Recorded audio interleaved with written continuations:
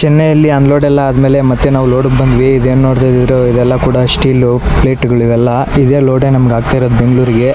ಲೋಡೆಲ್ಲ ಮಾಡಿಕೊಂಡು ಅಲ್ಲಿಂದ ನಾನು ಹೊರಟೆ. ನೋಡಿ ಮಳೆ ಅಂತೂ ತುಂಬ ಅಂದರೆ ತುಂಬ ಬರ್ತಿದೆ ಈ ಕಡೆ ಎಲ್ಲ ಕೂಡ. ಚೆನ್ನೈಯಲ್ಲೇನು ಮಳೆ ಇರಲಿಲ್ಲ, ಚೆನ್ನೈ ಎಲ್ಲ ಬಿಟ್ಟು ಸ್ವಲ್ಪ ಮುಂದೆ ಬಂದರೆ ಮಳೆ ಬರ್ತಿತ್ತು. ಜೊತೆಗೆ ನಮ್ಮ ತೌಫಿಕ್ ಅಣ್ಣವರು ಸಹ ಬರ್ತಾಯಿದ್ರು. ನಾನು ಅಲ್ಲಿ ಪೆಟ್ರೋಲ್ ಬಂಕ್ ಹತ್ರ ಮಲಗಿದ್ರೆ ಬಂದು ಎಬ್ಬರಿಸಿದ್ರು. ಆ ಗಾಡಿನೂ ನಮ್ಮ ಗಾಡಿನೂ ಜೊತೆಗೆ ಹೋಗ್ತಾ ಇದೀವಿ. ಆ ಗಾಡಿಯಲ್ಲಿ ಗ್ಲಾಸ್ ಲೋಡ್ ಮಾಡಿದ್ದಾರೆ ನೋಡಿ, ಎರಡು ಗಾಡಿನೂ ಜೊತೆಗೆ ಹೋಗ್ತಾ ಇದೀವಿ. ನಮ್ಮ ತೌಫಿಕ್ ಅಣ್ಣವ್ರು ನಿದ್ದೆ ಬಂತು ಅಂತ ಅಲ್ಲೇ ಮಲ್ಕೊಬಿಟ್ರು. ಮತ್ತು ನಾನು ಮಾತ್ರ ನಾನ್ ಸ್ಟಾಪಾಗಿ ಹೋಗ್ತಾ ಇದ್ದೀನಿ. ಬೆಂಗಳೂರಲ್ಲಿ ಖಾಲಿ ಮಾಡಿ, ನಂದು ಸಿಟಿ ಒಳಗಡೆ ಖಾಲಿ ಮಾಡಬೇಕಾಗಿರೋದು, ಅದರಿಂದಾಗಿ.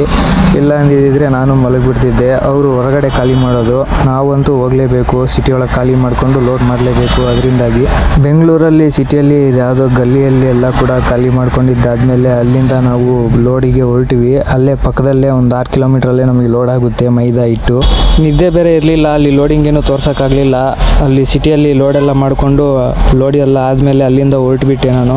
ತುಂಬ ಜನ ಕೇಳ್ತಾ ಇರ್ತೀರಲ್ಲ, ಯಾಕೆ ನೀನು ಇಷ್ಟೊಂದು ಸಣ್ಣ ಇದೆಯಾ ಅಂತ. ನೋಡಿ, ಡೈಲಿ ಎದ್ದಿದ ತಕ್ಷಣವೇ ನಾನು ಎಕ್ಸಸೈಸ್ ಮಾಡ್ತೀನಿ, ಪುಷಪ್ಸ್ ಎಲ್ಲ ಹೊಡಿತಾ ಇರ್ತೀನಿ. ಯಾಕಂದರೆ ನಮ್ಮ ಬಾಡಿ ಎಲ್ಲ ಕೂಡ ಫಿಟ್ಟಾಗಿರುತ್ತೆ. ಪ್ರತಿದಿನ 4 ಗಂಟೆಗೆ ಎದ್ದು ಮಾಡ್ತಾಯಿದ್ದೀನಿ. ತುಂಬ ದಿನ ಆಯಿತು, ಸ್ವಲ್ಪ ದಿನ ಮಾಡಿ ಬಿಟ್ಬಿಟ್ಟೆ. ಅದಾದಮೇಲೆ ಮತ್ತೆ ಮಾಡ್ತಾಯಿದ್ದೀನಿ. ಯಾಕಂದರೆ ಈ ಗಾಡಿಗೆ ಬರ್ತಾ ಇದ್ದರೆ ತುಂಬ ನಿದ್ದೆ ಇರಲ್ಲ. ಗಾಡಿ ಓಡಿಸಿ ತುಂಬ ಸುಸ್ತು ಬೇರೆ ಆಗಿರ್ತೀವಿ. ಅದ್ರ ಜೊತೆ ಇದು ಮಾಡಬೇಕಂದ್ರೆ ಆಗಲ್ಲ ಅಂತೇಳಿ ಸ್ವಲ್ಪ ದಿನ ಬಿಟ್ಬಿಟ್ಟಿದ್ದೆ. ಅದಾದಮೇಲೆ ಮತ್ತೆ ಶುರು ಮಾಡಿದ್ದೀನಿ. ಅಂತೂ ಇಂತೂ ಕೊನೆಗೂ ನಾವು ಕಡೂರಿಗೆ ಬಂದ್ವಿ. ನಮ್ಮದು ಕಡೂರಲ್ಲೇ ಖಾಲಿ ಆಗೋದು. ಕಡೂರಿಗೆ ಬಂದು ಅನ್ಲೋಡ್ ಮಾಡೋದಕ್ಕೆಲ್ಲ ಹಗ್ಗ ಟಾರ್ಪಲೆಲ್ಲ ಬಿಚ್ಚಿಬಿಟ್ಟು ಅನ್ಲೋಡ್ ಮಾಡೋದಕ್ಕೆ ಬಿಟ್ಟಿದ್ದೀನಿ. ಇನ್ನು ಸ್ವಲ್ಪ ಹೊತ್ತಿಗೆ ಅವರು ಅನ್ಲೋಡರ್ಸ್ ಬಂದು ಅನ್ಲೋಡ್ ಮಾಡೋದು ಶುರು ಮಾಡ್ತಾರೆ. ಇದೇ ಗೋಡನಲ್ಲೇ ಈಗ ಇಳಿಸ್ತಾ ಇರೋದು ಚೀಲ ಎಲ್ಲ ಕೂಡ. ಮಳೆ ಬರೋ ಥರನೂ ಆಗಿದೆ. ಇನ್ನು ಸ್ವಲ್ಪ ಬೇಗ ಇಳಿಸ್ಕೊಂಡ್ರೆ ಒಳ್ಳೆಯದು ಅಂತ ಅನ್ಕೊತಾ ಇದ್ದೆ ನಾನು.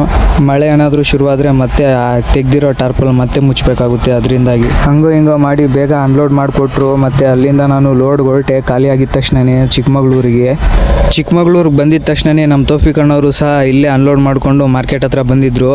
ಮತ್ತು ಇಲ್ಲಿ ಸೂರತ್ಗೆ ಲೋಡ್ ಮಾಡ್ತಾಯಿದ್ರು ನಮ್ಮ ಮೋಹಿನ್ ಅಣ್ಣವರು ಟೊಮೊಟೊ ಲೋಡು. ಮುಂಚೆ ಇವರು ಯೋಗೇಶ್ ಅಣ್ಣವ್ರ ಗಾಡಿಗೆ ಹೋಗ್ತಿದ್ರು. ಯಾರ್ಯಾರಿಗೆ ನೆನಪಿದೆಯೋ ಇಲ್ವೋ ಗೊತ್ತಿಲ್ಲ, ಅವರೇ ಈಗ ಸ್ವಂತ ಗಾಡಿ ಮಾಡ್ಕೊಂಡಿದ್ದಾರೆ. ಅವ್ರ ಜೊತೆನೇ ಟೀ ಎಲ್ಲ ಕುಡಿದು ಅವ್ರಿಗೆ ಹಗ್ಗ ಟಾರ್ಪಲ್ಲೆಲ್ಲ ಹಾಕೋದಕ್ಕೆಲ್ಲ ಹೆಲ್ಪ್ ಮಾಡಿ ಈಗ ನಾವೂ ಲೋಡ್ಗೆ ಬಿಡಬೇಕು ಗಾಡಿ. ನೋಡಿ, ನಮ್ಮದು ಬೀನ್ಸ್ ಈಗ ಲೋಡಿಂಗು ಶುರುವಾಯಿತು. ಲೋಡೆಲ್ಲ ಮಾಡಿಕೊಂಡು ಇಲ್ಲಿ ಬೀರೂರು ಹತ್ರ ಬಂದು ಡೀಸೆಲೆಲ್ಲ ಹಾಕ್ಸ್ಕೊಂಡು ಈಗ ನಾವು ಪುನಾಗೆ ಹೋಗಬೇಕು. ಪುನಾದಲ್ಲಿ ಖಾಲಿ ಆಗುತ್ತೆ, ಇಲ್ಲಾಂದರೆ ಬಾಂಬೆಲಿ ಖಾಲಿ ಆಗುತ್ತೆ, ಹೇಳೋಕ್ಕಾಗಲ್ಲ. ಅಲ್ಲಿ ಲೋಡೆಲ್ಲ ಆದಮೇಲೆ ಈ ರೀತಿ ಹಗ್ಗ ಟಾರ್ಪಲೆಲ್ಲ ಹಾಕ್ಕೊಂಡು ಗಾಳಿ ಆಡೋ ಥರ ಗ್ಯಾಪೆಲ್ಲ ಬಿಟ್ಕೊಂಡು ಅಲ್ಲಿಂದ ಹೊರಟ್ವಿ. ಕ್ಲೀನಾಗಿ ಹಗ್ಗ ಟಾರ್ಪಲೆಲ್ಲ ಹಾಕ್ಕೊಂಡು ಶಿಸ್ತಾಗಿ. ನೋಡಿ, ನಾನ್ ಸ್ಟಾಪಾಗಿ ನಾವು ಗಾಡಿ ಓಡಿಸ್ಕೊಂಡು ನಾವು ಇಲ್ಲಿ ದಾವಣಗೆರೆ ಹೈವೇ ಹತ್ತಿದ್ದೀವಿ.